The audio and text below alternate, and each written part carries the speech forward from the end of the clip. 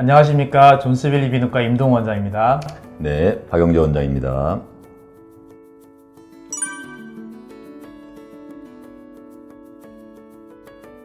수면 무호흡이라는 것은 잠을 잘 때 주로 나타나는 현상인데요. 수면 중에 호흡의 정밀한 측정을 하려면 어느 일부분만 봐서는 정확하게 분석을 할 수가 없습니다. 잠을 자는 전체 시간을 검사를 해야 정확한 진단이 가능하게 되겠습니다. 우선 수면과 각성을 구분을 해야 되겠고요. 잠자는 수면의 단계, 이런 것들을 확인하기 위해서 뇌파 검사를 하게 됩니다. 또 눈의 움직임이나 턱 또는 팔다리 근육의 움직임도 측정을 해서 수면의 단계가 꿈수면인지 그렇지 않은지, 비렘수면인 경우에는 몇 단계인지를 정확하게 분석하는 것이 중요합니다. 또 하나는 호흡을 보게 되는데요.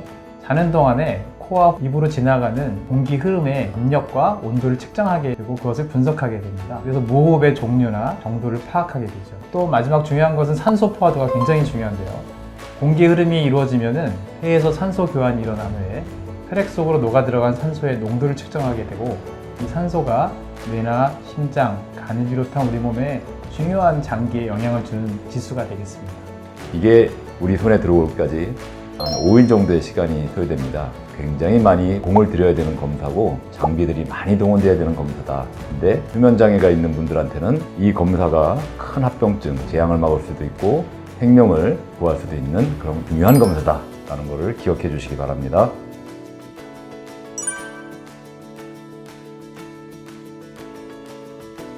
실제로 한국에서는 수면다운 검사가 시행되기 전과 후로 나뉠 수가 있겠습니다.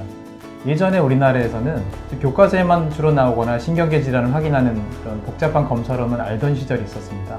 그때는 코골이나 수면무호흡증의 치료가 주로는 수술이었습니다.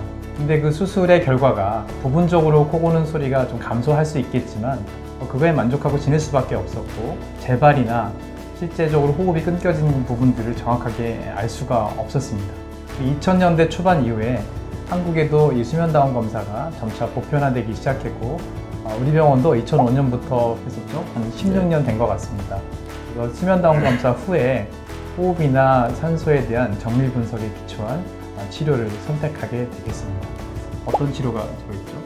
전에 그 수술에 대해서 환상을 가질 때는 너무 큰 기대를 가졌기 때문에 개선되었을지라도 다시 코를 골거나 무호흡이 나타나면 사람들이 많이 실망하고, 다른 좋은 치료가 이제 양압기, 수면 양압 호흡기 치료를 잘 적응하시는 분도 있지만 적응을 잘 못하시는 분도 있습니다. 그런 분들은 수술이라도 하셔야 됩니다. 이거는 우리가 획일적인 것이 아니라 이 수면 검사 결과를 보고 분석을 해서 똑바로 누워서도 숨이 끊어지지 않고 코로 호흡을 할 수 있게, 그런 목적으로 치료를 하게 됩니다. 수술도 어떤 사람한테는 최선이 될 수 있습니다. 어떤 사람한테는 수술보다는 CPAP이라고 하는 처방이 가장 좋은 처방이 될 수 있습니다. 그렇지만 적응을 잘 못하시는 분들, 그런 분들한테는 차선을 선택해야 될 수도 있다. 아까 그 차선에는 부강장치라는 것도 있습니다. 어쨌든 아무것도 안 하는 것보다는 뭐라도 하는 것이 좋다.